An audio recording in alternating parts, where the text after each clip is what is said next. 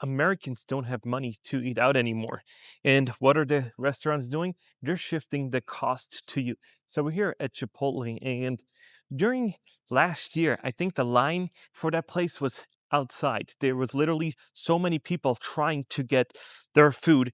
There was a line, and all of a sudden, the lines are gone, and Americans don't have money to eat out anymore, and retailers and restaurants are starting to shift the cost to you.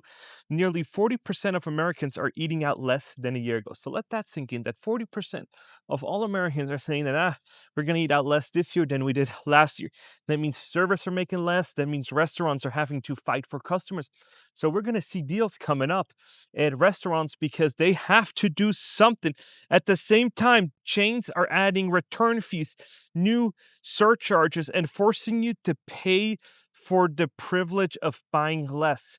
So what does that mean? That means if you're going to return something, and I have a video coming up of this guy is like, oh man, everybody's not charging return fees. Amazon, I feel like, was the pioneer of, oh, you want to return it to UPS?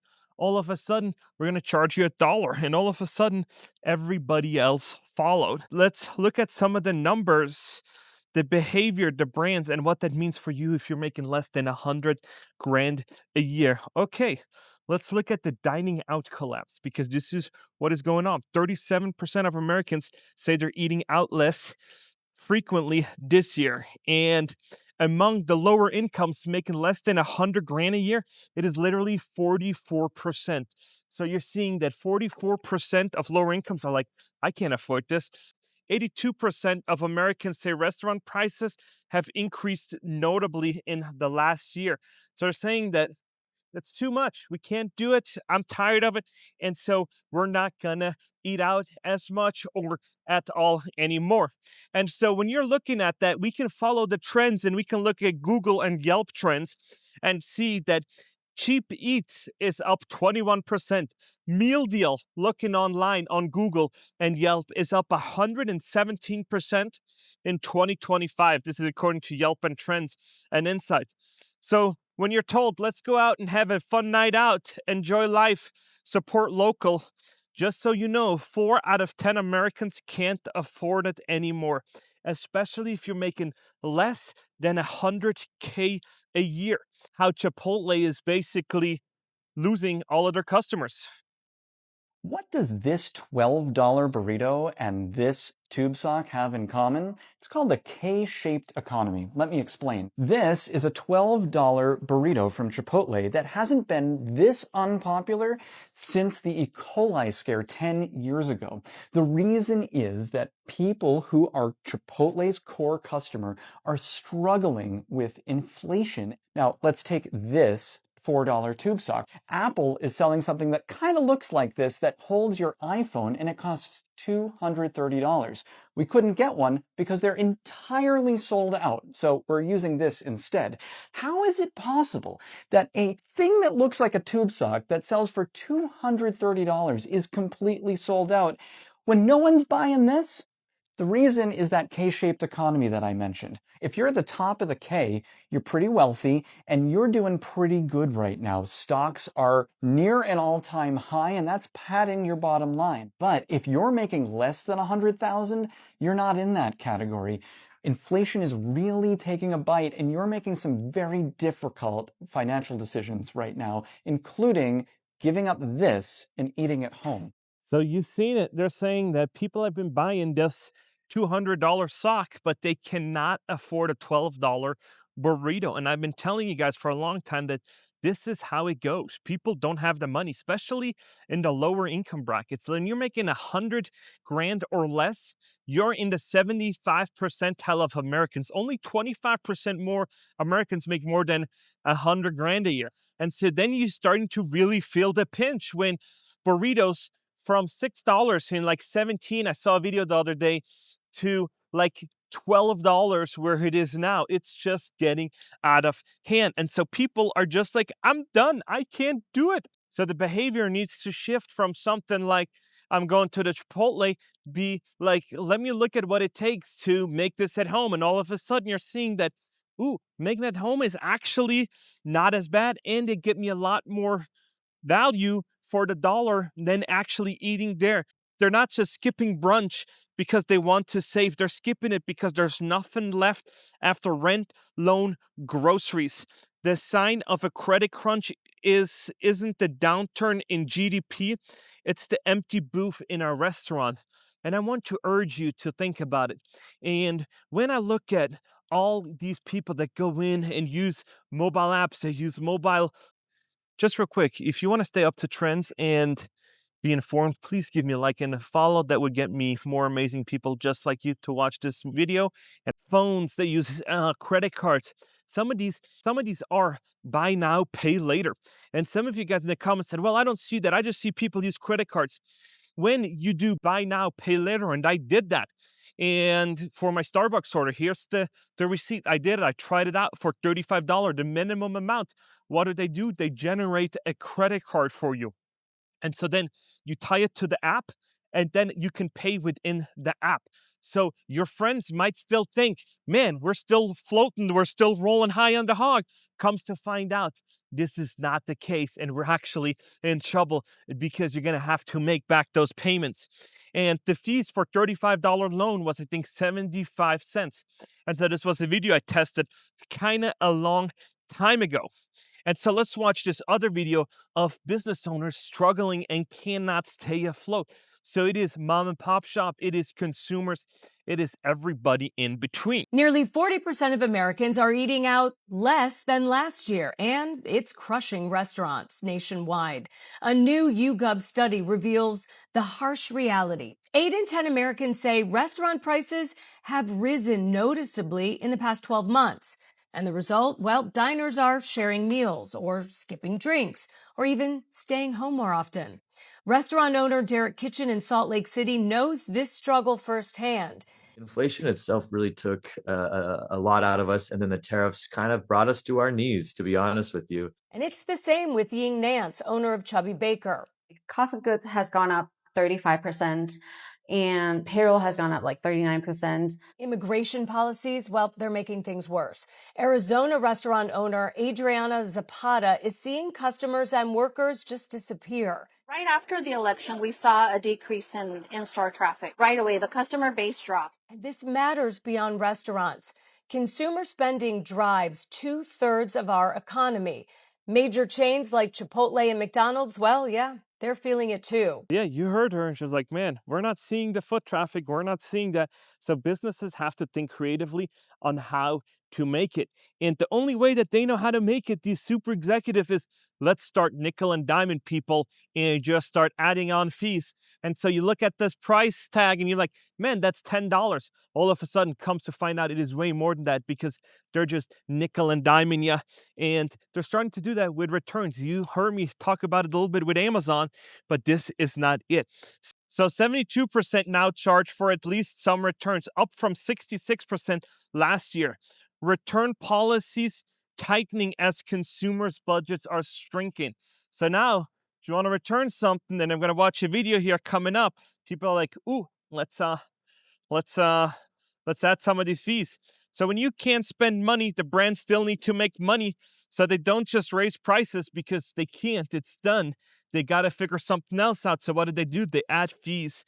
They charge you for trying to undo a bad purchase because they know you're trapped. So if you buy that shirt from Macy's or wherever, and then you're like, oh, let me return it because I did online shopping, they say, there's a $9 fee. And if you're going to see that, you might not return it. And then they made it. And so, yeah, it is absolutely crazy. This is why making less than 100 grand a year, people are bleeding. Middle income households making under 100 grand, rent, car payments, and credit card interest.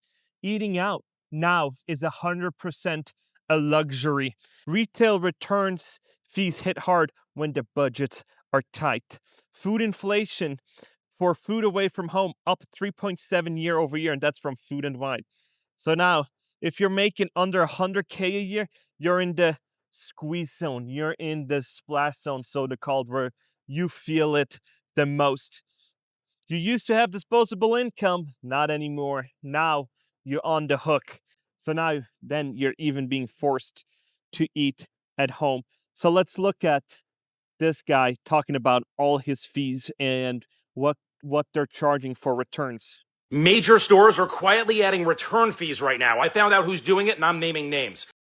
Abercrombie returns will now cost you $7 by mail. American Eagle, $5. JCPenney, $8 if you use their label. Nordstrom Rack, $9.95 per return. Even Macy's is now charging $9.99. Here's the hack with Macy's. Join the free Star Rewards program and you skip the fee. It's free to sign up, so do it. So what's the workaround here? For all of them, do in-store returns whenever possible. They're still free. For Amazon, always pick the label-free, box-free drop-off places like Kohl's or Whole Foods or UPS to avoid being charged. Retailers are banking on you not noticing these gotchas, but now you know. It is absolutely crazy. This is, in my opinion, a corporate warning signs. Restaurant chains like Cava cut in-store sales forecasts due to weaker demand among younger consumers. So you're seeing that places are like, "Ooh, if my target audience is younger, they don't have the money." And so according to Yelp, budgeting dining searches up volume meals comes to consumer shifting away from premium items because budget's tight. You know, you got to pick. Do I want to get food on the table or pay for my car? And most of the time it's going to be food. So you're going to try and find deals. When even the chains that were supposed to be safe are now lowering forecasts, that's your flashing red sign. It is coming in. We are in trouble. When you can't eat out and you cook at home, grocery inflation will hit home. And this is what I've been telling you. If everything's keep going up and up and up, and you're going to shift from eating out to eating at home, and inflation's still killing you, this is what's going to happen. You're still going to be squeezed. When you can't buy new, you return stuff, but the return fees will hit you. And so you thought, oh, I have 90 days to return something, so let me do that. And then we'll just kind of move on and get my money back so I can buy some groceries or something else with it. Comes to find out that there's a $9 fee, and you're like, ooh, this wasn't so good. And I talked on my channel a lot about these hidden fees that these people are charging, and they're not always visible to the eye. Wellness fees, maintenance fees, disposable fees, Piper box fees, and everything else. So yeah, the credit crunch isn't about not having money. It's about everything you thought you could afford now costs more, and the little fees add up. And so now, how do you go about that? What do you do?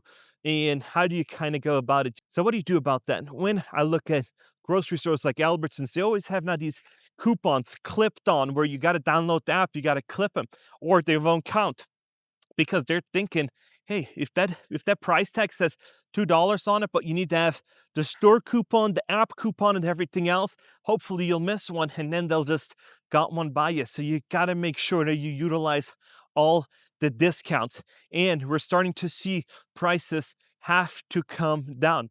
We're seeing that on the 26th now, Chipotle has a buy one, get one free from like 4 o'clock because they're seeing that customers aren't coming. So we got to drum up sales.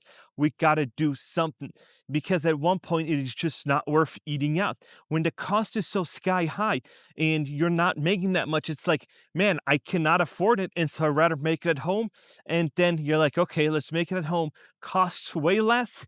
And I know what's in it too. So yeah, this is what Americans are dealing with. And to kick it all off, it's just everywhere. Rent, insurance, food, groceries, eating out, everything. They're just trying to nickel and dime you. And all of a sudden, you're like, man, everywhere's going up besides my salary, besides my pay stub.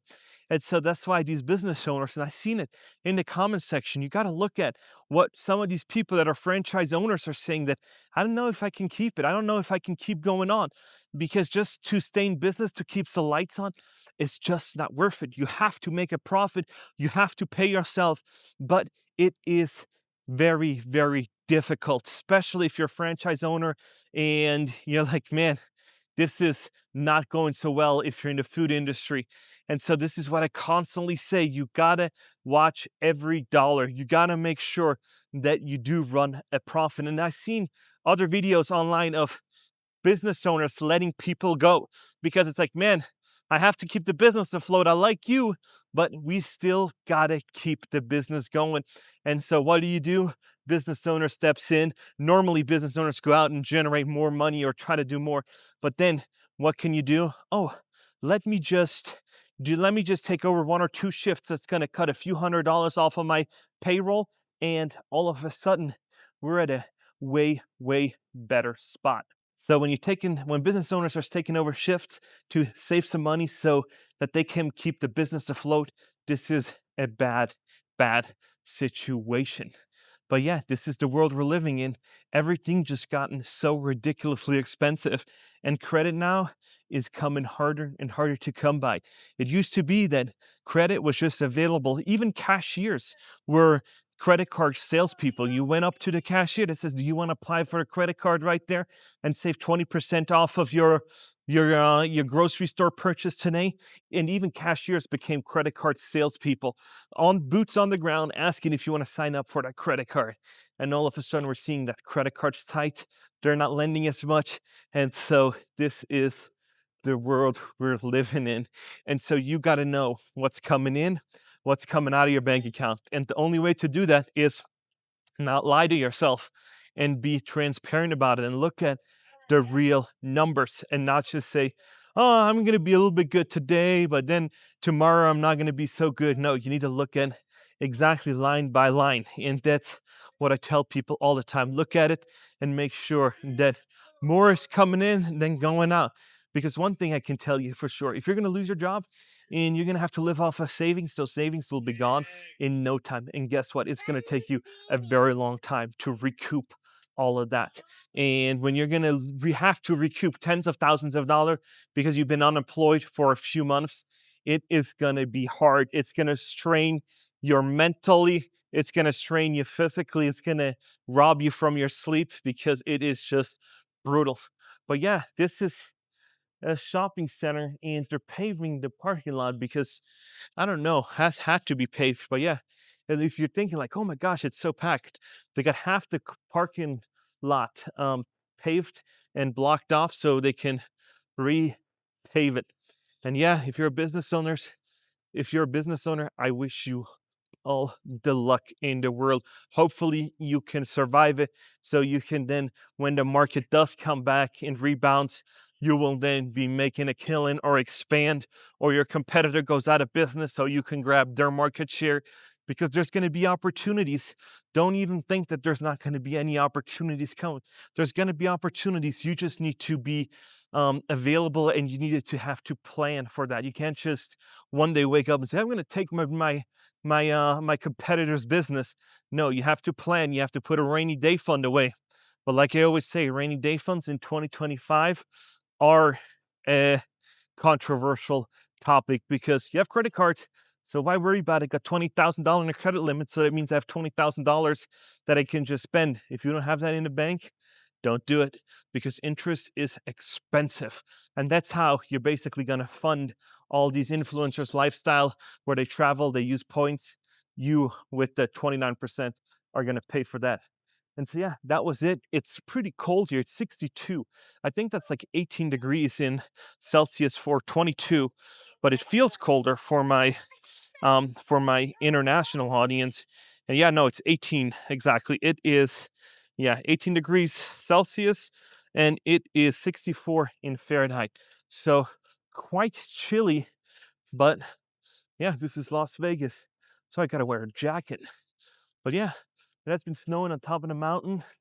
And yeah, this was kind of it for this video. Let me know what you guys think, and please like and subscribe.